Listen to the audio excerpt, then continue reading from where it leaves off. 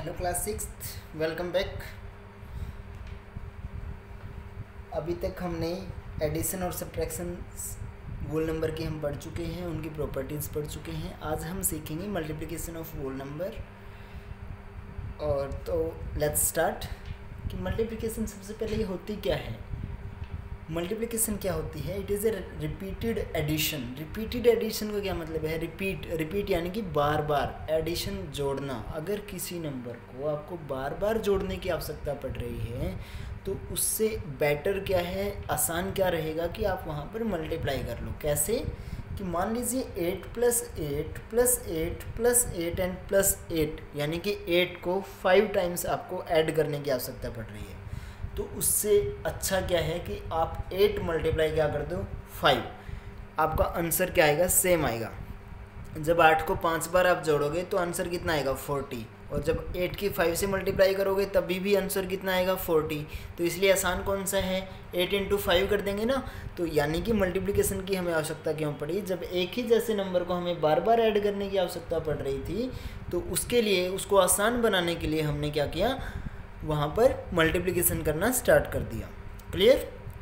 अब let's start कि होता क्या है, और चीज़ें सीखते हैं हम इसके बारे में। मल्टीप्लिकेशन 8 × 5 = 40। आप सभी को पता है भाई, 8 की 5 के साथ मल्टीप्लाई करेंगे तो 40 आएगा। तो जिन दो नंबरों की हम मल्टीप्लाई कर रहे हैं या 2 या 3 नंबरों की हम मल्टीप्लाई कर रहे हैं आपस में, तो उनको हम क्या बोलेंगे? मल्टीप्लायर। क्या बोलेंगे? मल्टीप्लायर। और जो मल्टीप्लाई करने के बाद जो हमें मिल रहा है वो क्या है? प्रोडक्ट। वो उनकी क्या है? प्रोडक्ट। और जो मल्टीप्लायर है उनको हम साथ में उस प्रोडक्ट के क्या भी बोल सकते हैं? फैक्टर। क्या बोला जा सकता है? फैक्टर। फैक्टर क्या होते हैं? फैक्टर ऐसे नंबर होते हैं, जैसे कहने का मतलब क्या है कि यहाँ पे 40 के जो फैक्टर हैं वो क्या है? 8 और 5 जो है 40 के क्या हैं? फैक्टर हैं। तो फैक्टर क्या होते हैं? ऐसे नंबर जो भी नंबर के हम बोल रहे हैं कि इस चीज़ के फैक्टर हैं, तो उसको एग्जैक्टली डिवाइड करें। अब 40 को 8 भी डिवाइड करेगा और 5 भी डिवाइड करेगा, तो इसलिए इसकी क्या हो गया? फैक्टर। जैसे कि 2 भी डिवाइड करता है 40 को, तो 2 भी 40 का क्या हो जाएगा? फैक्टर। तो ठीक है, ये आप आगे के चैप्टरों में सीखेंगे। तो अभी इस चीज़ को ध्यान से सीखो कि फिर नेक्स्ट टाइम मैं पूछूंगा आपसे डायरेक्ट कि फैक्टर होते क्या हैं। भाई हम पिछले चैप्टरों में सीख चुके हैं। तो फैक्टर ऐसे नंबर होते हैं जो किसी भी दूसरे नंबर को एग्जैक्टली डिवाइड करते हैं। तो उस जिसको डिवाइड किया है, उस नंबर के जिसने डिवाइड किया है वो क्या हो जाएंगे? फैक्टर। और वो उनका क्या हो जाएगा? मल्टीपल या फिर प्रोडक्ट भी आप उसको बोल सकते हो। प्रोडक्ट तो यानी कि एग्जैक्ट, भाई इन दोनों की मल्टीप्लाई जो आएगी वो इसकी क्या हो जाएगी? प्रोडक्ट। तो अब हम सीखते हैं प्रॉपर्टीज़ ऑफ मल्टीप्लिकेशन। जैसे कि हम आपको पता है कि सबसे पहली जो प्रॉपर्टी होती है वो हम कौन सी चेक करते हैं? Closure. So according to closure property क्या होता है? हमें क्या करना होता है? 2 इंटीजर लेने होते हैं। मान लेते हैं 2 और 3 ले लिया। अब किसकी बात कर रहे हैं? मल्टीप्लाई की। तो उनके बीच में क्या करनी पड़ेगी? मल्टीप्लाई। 2 और 3 की मल्टीप्लाई किया तो कितना आया? 6। उसी तरीके से कुछ और लेते हैं, 5 और 100 ले लेते हैं। एक 5 और 100 की मल्टीप्लाई किया तो कितना आया? 500। या फिर 1 × 10 ले लेते हैं तो कितना आया? 10। तो हमने देखा कि जब भी हम कोई भी 2 इंटीजर ले रहे हैं, 2 वोल नंबर ले रहे हैं, क्योंकि हमारा चैप्टर वोल नंबर का है, तो जब भी हम कोई 2 वोल नंबर ले रहे हैं तो उनकी मल्टीप्लाई कर रहे हैं, तो आंसर जो आ रहा है वो भी क्या आ रहा है? एक वोल नंबर ही आ रहा है ना, कोई ना कोई। तो इसलिए हम क्या बोलेंगे कि whole number are closed under multiplication, या फिर multiplication of whole number is closed.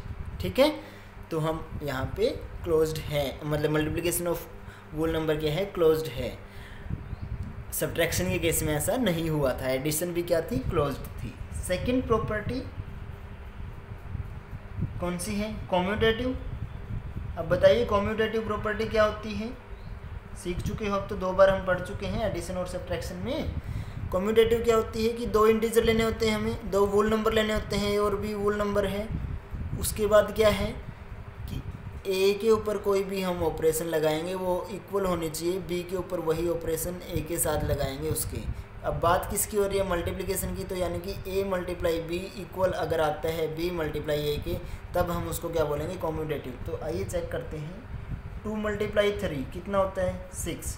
उसी तरीके से अब इनको अगर पोजीशन चेंज कर दें हम, 3 मल्टीप्लाई 2 ये कितना होता है, ये भी 6। तो यानी कि चाहे 2 की 3 के साथ करें या 3 की 2 के साथ, आंसर क्या आ रहा है, सेम आ रहे हैं। तो a मल्टीप्लाई बी इक्वल हो गया b मल्टीप्लाई a, इसलिए जो मल्टीप्लिकेशन ऑफ वोल नंबर है वो क्या हो गई, कॉम्यूटेटिव भी हो गई है। क्लियर आ गया ना समझ में। कॉम्यूटेटिव यही थी ना, एडिशन के केस में हमने देखा था भाई a प्लस बी, चाहे भाई 5 प्लस 7 करें या 7 प्लस 5 करें, आंसर हमारा सेम आ रहा था, राइट। सो अब हम नेक्स्ट क्या करेंगे, सब्ट्रैक्शन के केस में ये फॉलो नहीं हुआ था। थर्ड प्रॉपर्टी हमारी क्या है, एसोसिएटिविटी। तो वो आप सीख चुके हो क्या होती है। इसमें क्या होते हैं, 3 लेते हैं हम ए बी सी, यानी कि ए बी सी का मतलब कि 3 कोई भी वोल नंबर जो भी आपका मन करे, जो मन करे वही वोल नंबर आप सेलेक्ट कर सकते हो। तो ये क्या होने चाहिए, A multiply B multiply C जो है, अगर वो इक्वल आती है किसके, A multiply B multiply C के, तो इनको हम क्या बोलेंगे, एसोसिएटिव। तो चेक करना पड़ेगा ना, मान लेते हैं 2 3 और 4 है ए बी सी, तो 2 मल्टीप्लाई 3 मल्टीप्लाई 4, मान लिया हमने ए की वैल्यू 2 है, बी की वैल्यू 3 है और सी की वैल्यू 4 है। तो 2 3 जा 6 मल्टीप्लाई 4 इज इक्वल टू 24। अब यहाँ पर भी वैल्यू वही डालेंगे, सोल्व करेंगे, 2 मल्टीप्लाई, क्योंकि पहले ब्रैकेट सोल्व करना होता है, रूल है। सो 3 4 जा 12, 12 2 जा 24, फाइनल आंसर सेम। तो फाइनल आंसर अगर सेम आ गया तो इसका मतलब क्या हो गया, ये दोनों इक्वल हैं, इक्वल हैं, तो इसका मतलब क्या है, मल्टीप्लिकेशन ऑफ वोल नंबर क्या है, एसोसिएटिव है, ठीक है। तो या फिर हम क्या बोल सकते हैं कि वोल नंबर आ रहा है एसोसिएटिव अंडर मल्टीप्लिकेशन, क्लियर। तो यानी कि अगर कहीं पे आपको इस टाइप के नंबर, जैसे ये है भाई, ये दिया गया है 2 मल्टीप्लाई 3 मल्टीप्लाई 4, तो उसको हम क्या भी लिख सकते हैं, 2 मल्टीप्लाई ब्रैकेट हम पहले 2 से शिफ्ट करके लास्ट के 2 पर भी, पहले 2 से लास्ट के 2 के ऊपर भी हम क्या कर सकते हैं, उसको शिफ्ट कर सकते हैं, क्लियर। शिफ्ट करने का मतलब वही, यहाँ से हटा करके लास्ट के 2 पे लगा दें, तो वो कोई फ़र्क नहीं पड़ेगा आंसर में, कहने का मतलब ये है, ठीक है। तो ये आपको क्वेश्चन जब आप सोल्व करोगे तो उसके सोल्व करने में आपको आसानी होगी, क्लियर। उसके बाद हम नेक्स्ट हमारी जो प्रॉपर्टी है वो है, नेक्स्ट अपनी प्रॉपर्टी है आइडेंटिटी प्रॉपर्टी।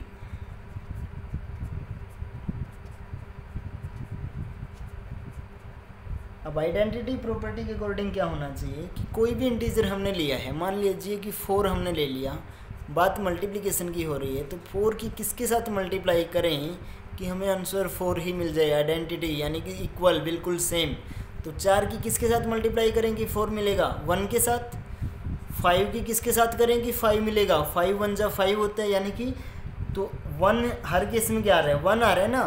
तो यानी कि ऐसा नंबर जिसके हम मल्टीप्लाई करने से रिजल्ट में कोई चेंज नहीं आता है, जो नंबर हमने शुरू में लिया था जिसके साथ मल्टीप्लाई गई है वही आंसर आ रहा है। तो इसका मतलब वो क्या है, मल्टीप्लिकेटिव आइडेंटिटी। और जैसे एडिटिव आइडेंटिटी क्या आई थी हमारी, 0, यानी कि 0 कैसे आई थी कि भाई जब भी हमने किसी भी इंटीजर में किसी भी वोल नंबर में 0 ऐड कर रहे थे तो आंसर वही वोल नंबर आ रहा था, यानी कि आइडेंटिकल आ रहा था, सेम आ रहा था।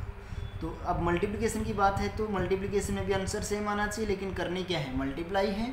तो 4 की किसके साथ मल्टीप्लाई करें कि आंसर 4 आ जाए, 1 के साथ, या 4 के अलावा यहाँ पे कुछ भी होता, मान लीजिए 14 होता तो 14 की किसके साथ मल्टीप्लाई करेंगे 14 आ जाए, 1 के साथ, राइट।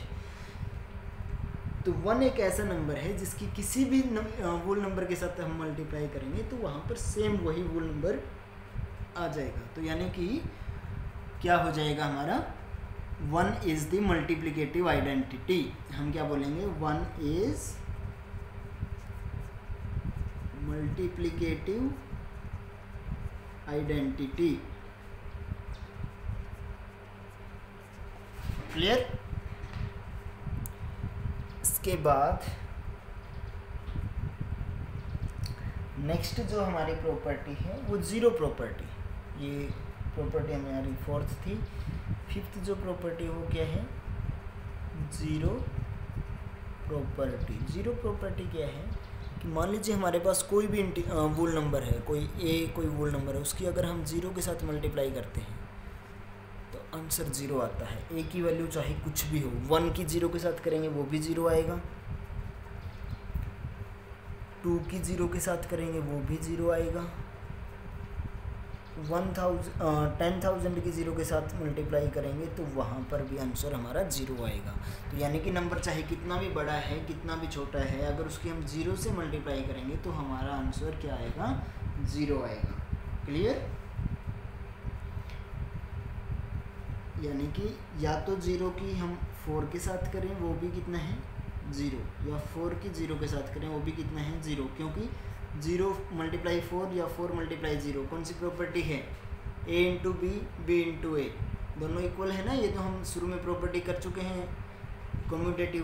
तो यानी कि 0 चाहे आगे है या पीछे है, बस मल्टीप्लाई में अगर है तो आगे चाहे इसमें कितने भी नंबर क्यों ना जुड़े हों साथ में, तो इन सभी का रिजल्ट भी क्या आ जाएगा, 0 ही आएगा। ठीक है, अगर मल्टीप्लाई में है चीज़ें सभी। तो उसके बाद लास्ट जो प्रॉपर्टी बचती है आपकी, वो बचती है distributive property of multiplication over addition. ये बहुत अच्छी प्रॉपर्टी है समझने के लिए। यहाँ से इस प्रॉपर्टी की सहायता से आप ना बड़ी बड़ी कैलकुलेशन को बहुत आसानी से कर सकते हो। क्या है, distributive property of multiplication over addition. कि यहाँ पर ना एक ही साथ दो चीज़ें होती है, एक मल्टीप्लिकेशन और एक एडिशन। कैसे, 3 नंबर होते हैं। मान लीजिए कि हमारे पास कोई 3 नंबर हैं,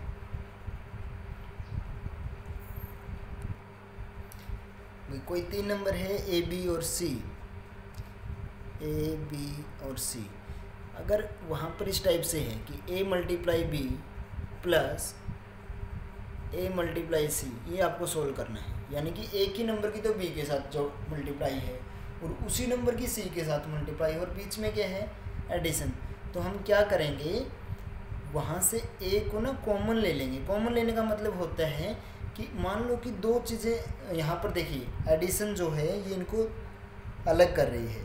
ये एक फ्रैक्शन है क्योंकि एक पार्ट है, ये दूसरा पार्ट है, ये एक ही टर्म है। ए और बी की मल्टीप्लाई हम सिंपल करेंगे और ए और सी की मल्टीप्लाई करेंगे। ठीक है, तो आपकी मर्जी है कि इस क्वेश्चन को आप या तो ऐसे सोल्व करो कि पहले ए की और बी की मल्टीप्लाई कर दो, फिर प्लस में जो भी आएगा फिर प्लस लिखो, फिर बी और सी की मल्टीप्लाई करो, जो भी आएगा उसको लिखो और फिर उन दोनों को प्लस करो। या फिर क्या करो, ऐसे ऐसे क्वेश्चन में जहाँ पर एक ही नंबर की अलग अलग नंबर के साथ मल्टीप्लाई होती है, बीच में प्लस का साइन होता है, तो उसको हम कॉमन लेते हैं, ब्रैकेट लगाते हैं और ब्रैकेट के अंदर क्या लिखेंगे, बी, पहले ए की मल्टीप्लाई किसके साथ है, बी के साथ, फिर साइन किसका है, प्लस का, फिर ए की मल्टीप्लाई किसके साथ है, सी के साथ। तो ए तो हम कॉमन ले ही चुके हैं, तो अंदर क्या बच जाएगा, बी प्लस सी, और ये सोल्व बहुत आसान हो जाएगा। फिर बी और सी को पहले ऐड कर लो, मान लो बी और सी को ऐड करने से डी आ गया, और फिर ए और डी की मल्टीप्लाई कर दो, मान लो कि आंसर ई आ गया आपका। कैसे, आप एग्जाम्पल से समझिए। मान लीजिए आपका कोई क्वेश्चन ऐसे है कि 50 मल्टीप्लाई, या 52 है यहाँ पर, मान लीजिए 52 मल्टीप्लाई 7 प्लस 52 मल्टीप्लाई 93। अब आपको अगर ये क्वेश्चन में सोल्व करने को दूँ तो कम से कम 5 मिनट आप इसकी कैलकुलेशन पे लगा दोगे। यहाँ पे इतने बड़े नंबर की मल्टीप्लाई करनी है, यहाँ पे इनकी मल्टीप्लाई करनी है, फिर उसको जोड़ना भी है। अब सिंपल प्रॉपर्टी अगर आप यहाँ पर डिस्ट्रीब्यूटिव प्रॉपर्टी यूज़ कर लो, एक चीज़ ध्यान से देखिए कि यहाँ पर पहली दो नंबरों की जहाँ पर मल्टीप्लाई है, फिर प्लस है, फिर नेक्स्ट 2 नंबरों की मल्टीप्लाई है, तो क्या कोई ऐसी चीज़ है जो इसमें भी है और इसमें भी है, क्या है वो, 52। तो हम 52 को क्या ले लेंगे, कॉमन। ये देखिए सिर्फ मल्टीप्लाई के केस में हम कॉमन ले सकते हैं, ऐसा नहीं था कि यहाँ पे प्लस होता, यहाँ पर मल्टीप्लाई होती और फिर भी हम कॉमन ले लेते, नहीं, दोनों के केस में वो मल्टीप्लाई होना चाहिए। तो 52 हमने कॉमन लिया, यहाँ पर क्या लिखेंगे ब्रैकेट के अंदर, क्या था 7 प्लस 52 तो हम कॉमन ले चुके हैं, 93 बचा है तो 93। अब यहाँ पर देखिएगा 52, अब ब्रैकेट का मतलब क्या होता है मल्टीप्लाई, 7 प्लस 93 इनको ऐड कर लो क्योंकि पहले ब्रैकेट सोल्व करना होते हैं, तो कितना हो जाएगा 100, और किसी भी नंबर की 100 के साथ मल्टीप्लाई करना मतलब कि उसके पीछे 2 जीरो ऐड कर देना, तो ये आपका क्या हो गया आंसर। आ गया समझ में? तो यही क्वेश्चन क्या हो सकता है, इस टाइप से भी हो सकता है, मतलब कोई बड़ा भी हो सकता है, इससे भी ज़्यादा बड़ा कोई इक्वेशन। मान लो कि ये है 63 multiply 17 plus 18 multiply 63 plus 54 multiply 63 plus 11 multiply 63। तो इसको आप सोल्व करोगे तो या पहले इन दोनों की मल्टीप्लाई, फिर प्लस, फिर इन दोनों की मल्टीप्लाई, फिर प्लस का साइन रखोगे, इनकी मल्टीप्लाई, फिर प्लस का साइन रखोगे और इनकी मल्टीप्लाई। लेकिन ध्यान से देखिए जहाँ जहाँ मल्टीप्लाई की बात है, क्योंकि रूल क्या होता है जब हम सोल्व करते हैं तो आपको पता है बोधमास रूल होता है ना, अगर डिवीज़न और एडिशन साथ में है तो पहले मल्टीप्लिकेशन और एडिशन तो पहले मल्टीप्लिकेशन को सोल्व करेंगे हर जगह पे। तो ये देखिए यहाँ पे 4 बार मल्टीप्लाई हो रही है और चारों के केस में हम किससे मल्टीप्लाई कर रहे हैं 63 से। तो 63 को हम क्या ले लेंगे कॉमन, अंदर क्या बचेगा 17 plus 18 plus 54 and plus 11। Next कितना आया 63। अब इन सभी को आप जब जोड़ोगे, क्योंकि ब्रैकेट पहले सोल्व करते हैं, तो ऐड करोगे तो कितना आएगा 100, और 63 मल्टीप्लाई 100 का मतलब क्या हो गया 6300। ये क्या आ गया आपका आंसर, बहुत आसान। तो ये है आप हमारा क्या distribution property of addition over of multiplication over addition, कि हम कैसे डिस्ट्रीब्यूट करते हैं, बांटते हैं चीज़ों को आपस में, या फिर उनको इकट्ठा करके भी लिख सकते हैं किस तरीके से। ठीक है, एक उल्टा मतलब एक और भी इसका फ़ायदा है, अब सिर्फ यही नहीं कि जहाँ पे कॉमन आ रहा है। मान लीजिए कोई क्वेश्चन ऐसा है कि 38 मल्टीप्लाई 9 करना है आपको, ठीक है, तो आप इसको क्या कर सकते हो 38 को ऐसे टुकड़ों में तोड़ लो कि जिसमें 0 आता हो, यानी कि 38 को हम कैसे लिख सकते हैं 30 प्लस 8 ब्रैकेट लगा दो और जो बाद में है वो ब्रैकेट के बाद लिख दो। अब उसको सोल्व करेंगे कैसे, देखिए यहाँ पर हमने सेकंड स्टेप क्या किया था, ब्रैकेट में वाले को ऐड किया था। अब हम उल्टा जा रहे हैं इस क्वेश्चन में कि अब जो ब्रैकेट के बाहर जो होता है बगैर कोई साइन के, तो इसका मतलब वो अंदर वालों के दोनों के साथ किस में है मल्टीप्लाई में। तो एक बार तो 9 की मल्टीप्लाई इसके साथ कर दो और एक बार इसके साथ। तो कैसे 9 मल्टीप्लाई 30 प्लस फिर जो साइन है वही साथ में 9 मल्टीप्लाई 8। सो 9 की 30 के साथ करोगे तो 9 3 जा 27, 0 एज इट इज़, प्लस 9 की 8 के साथ करोगे तो 72। अब इसको ऐड करना आपके लिए बहुत आसान रहेगा, तो ये आपका आंसर हो जाएगा। तो इस तरीके से भी आप यूज़ कर सकते हो, जहाँ पे 2 नंबर दिए हैं वहाँ पे एक नंबर को आप क्या करो, एक 0 वाले में, और जो बच गया यानी कि अगर 2 डिजिट का है तो 10 नियरेस्ट 10 जो छोटे वाला है, प्लस में जो बच गया जितना वंस वो आप लिखोगे। ठीक है, यानी कि सिंपल इसको क्या करोगे एक्सपेंडेड फॉर्म में लिख लो एक नंबर को, जो मल्टीप्लाई वाला है एक्सपेंडेड फॉर्म में लिखने के बाद ब्रैकेट लगाओ, जो बाद में मल्टीप्लाई में था उसको एज इट इज़ लिखो, फिर उसकी पहले के साथ भी मल्टीप्लाई कर दो और दूसरे के साथ भी मल्टीप्लाई में कर दो उसको। ठीक है, तो इस तरीके से आप इस क्वेश्चन को यहाँ पर भी हम डिस्ट्रीब्यूशन ला लगा सकते हैं, यानी कि जहाँ पर ज़रूरत पड़े उसको फैला भी सकते हैं, जैसे अब 38 को हमने 30 प्लस 8 लिख दिया था, या फिर ज़रूरत पड़े तो उनको हम इकट्ठा भी कर सकते हैं, जैसे कि हमने इन क्वेश्चंस में किया है। क्लियर? सो ये थी आपकी distribution property of multiplication over addition. एक दो एग्जांपल फिर हम जब एक्सरसाइज के अब क्वेश्चन करेंगे तब भी हम सोल्व करके आपको दिखाएंगे, तो आपको अच्छे से समझ में आ जाएगा कि कैसे करना है। क्लियर? उम्मीद है अभी भी आपको समझ में आ गया होगा, और इसका फ़ायदा क्या है वो भी आपको पता चल गया होगा कि आपकी जो कैलकुलेशन है वो आसान बन जाती है। ठीक है, तो लेट्स स्टार्ट आवर एक्सरसाइज। अब एक और चीज़ रह गई आपकी यहाँ पे, जैसे एडिशन है वहीं पे सब्ट्रैक्शन भी हो सकती है, तो बस वहाँ पे जहाँ पर एडिशन का साइन है वहाँ क्या लग जाएगा, सब्ट्रैक्शन लग जाएगी, और सब्ट्रैक्शन के हिसाब से आप उसको सोल्व कर लेना, क्योंकि सब्ट्रैक्ट करना तो आपको नंबर्स को आता ही है ना। तो सब्ट्रैक्शन के केस में भी हम मल्टीप्लाई और सब्ट्रैक्शन जहाँ पर होती है उस केस में भी हम क्या कर सकते हैं, क्वेश्चन को सोल्व कर सकते हैं। एक एग्जांपल लेके देखते हैं। यहाँ पे देखिए आप, मान लीजिए कि आपको 99 को मल्टीप्लाई करना था 108 के साथ, तो इसको अब देखिए 99 को हम क्या लिख सकते हैं, 100 - 1 ब्रैकेट लगाया, मल्टीप्लाई में जो है उसको एज इट इज़। अब क्या करो, 100 × 108 माइनस 1 × 108, तो इनकी तो मल्टीप्लाई करेंगे तो ये तो हो जाएगा 10,800, क्योंकि 2 0 हम लगा देंगे एज इट इज़, माइनस 1008।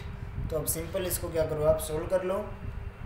जब आप इसको सोल्व करोगे तो ये आपका आ जाएगा 10,692। आप सोल्व कर लेना इसको अच्छे से। तो यानी कि यहाँ पर देखिए हमारा, यहाँ पे हमने कौन सा लॉ लगाया है, distribution law of multiplication over subtraction. यहाँ पे क्या थी, सब्ट्रैक्शन थी ना। हमने 99 को क्या लिखा, 100 - 1, फिर आगे भी क्या किया है, सब्ट्रैक्ट ही किया है भाई। पहले इसकी इसके साथ मल्टीप्लाई, माइनस, फिर इसकी इसके साथ मल्टीप्लाई, जो भी आया सोल्व करके उसको सब्ट्रैक्ट कर दिया, तो वो हमारा क्या हो गया, आंसर। ठीक है, तो यानी कि एक क्वेश्चन को आप दो तरीके से कर सकते हो इसको। अब चाहते तो आप 99 को 90 + 9 भी लिख सकते थे, फिर वहाँ पे इस टाइप से क्वेश्चन सोल्व हो जाता, लेकिन आंसर आपका दोनों केस में क्या आएगा, इक्वल आएगा। क्लियर? तो ये है आपकी प्रॉपर्टीज़ ऑफ मल्टीप्लिकेशन। अब आज का जो आपका होमवर्क है वहाँ पर, जैसे कि पिछली एक्सरसाइज में आप करते आए हो, तो आपको simple fill in the blanks कुछ फिल करने हैं, और साथ में आपको बताना है कि वहाँ पर कौन सी प्रॉपर्टी यूज़ हुई है। क्लियर? पहले क्वेश्चन में आपको सिर्फ fill in the blanks fill करने हैं, उसके बाद सेकंड क्वेश्चन में आपको प्रॉपर्टी का नाम बताना है कि कौन सी प्रॉपर्टी वहाँ पर आपने यूज़ की है। Let's try some of them, और बाकी के आप खुद करोगे।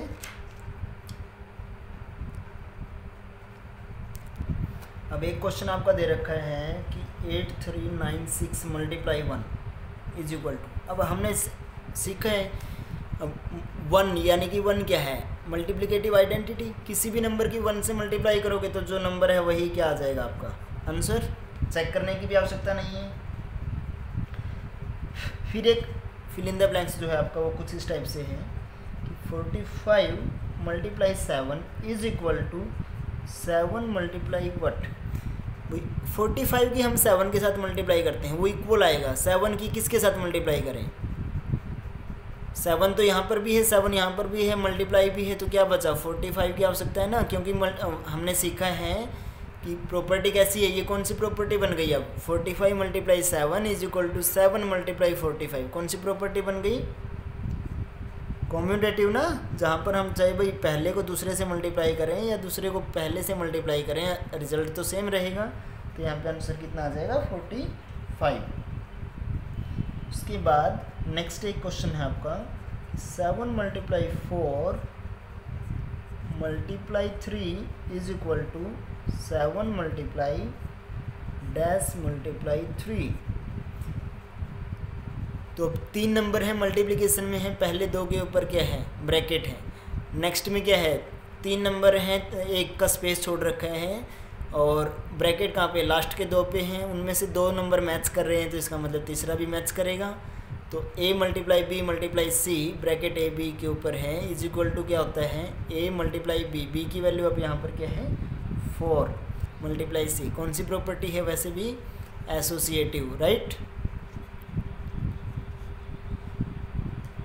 वही यही थी ना, हमने एसोसिएटिव प्रॉपर्टी सीखा है। तो उसके बाद नेक्स्ट है आपका, ये तो आप कर लोगे। अब डिस्ट्रीब्यूटिव जो प्रॉपर्टी है, अब देखिए किसी नंबर की 0 के साथ होगी तो आंसर 0 आएगा, कोई सोचने की बात है ही नहीं। उसके बाद कुछ एक ऐसा क्वेश्चन है कि 194 मल्टीप्लाई 23 था, तो वो इन्होंने लिख दिया 194 मल्टीप्लाई 20 प्लस डैश। अब देखिए 194 प्लस मल्टीप्लाई 23, दो नंबर की मल्टीप्लाई करनी थी, तो डिस्ट्रीब्यूटिव प्रॉपर्टी हमने जो सीखी है ओवर। अब यहाँ पर एडिशन है तो एडिशन में हम बात करेंगे। तो वहाँ पे क्या था कि जो दूसरा नंबर है उसको क्या करो, दो ऐसे नंबरों में तोड़ लो जो उनका जोड़ क्या बने 23। तो एक अगर 20 है तो 20 में कितना ऐड करेंगे, 23 बन जाए 3, राइट। तो दोनों बात सेम है, बस प्रॉपर्टी कौन सी लगा दी यहाँ पे, distributive property of multiplication over addition, right. ये समझ में आया है ना आपको कि भाई 194 मल्टीप्लाई 23 हमें करना था। तो हमने क्या किया, 194 मल्टीप्लाई सेकंड के टुकड़े कर लिए ब्रैकेट लगा के, तो कर लो 20 प्लस लास्ट में bracket fill in the blanks दे रखा था। तो हमें पता है भाई 23 बनाना है, 20 में कितना ऐड करना पड़ेगा, 3 ही ऐड करना पड़ेगा ना, तो वो हमारा आंसर हो जाएगा। उसी टाइप से आपका है